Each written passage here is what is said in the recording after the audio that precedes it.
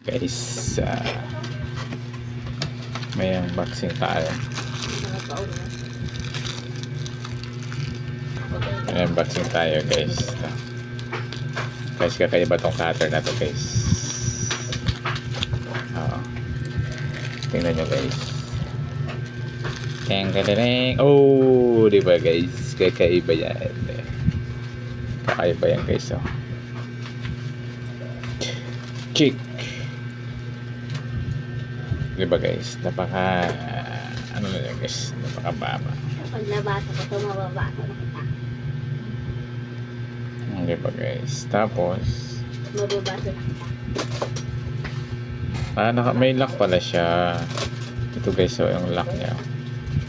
Tatanggalin ito. Isay mo ha? Ayaw ulo. Wait before light up. Yan, nagaganon nyo guys. Mababasa na kita. Para makapag-cut kayo. Diba guys? Meron na kayo guys pang plies, pang ipit. Meron na kayong pang splice no, sa wire.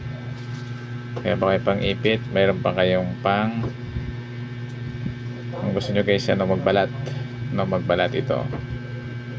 Balatan niyo yung wire. Yan, meron na kayo.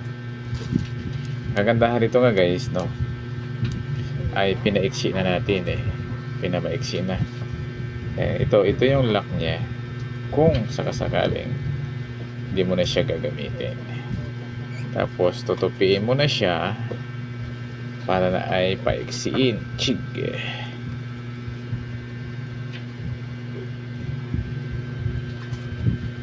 Ganyan. Okay. Diba guys, napaka-exit. Ganyan na lang. Hawak-hawak mo lang. Diba guys? Pero guys, ito hindi pwede itong gamitin pagka yung wire na paggagamitan mo ay may power. Kasi nga, open guys.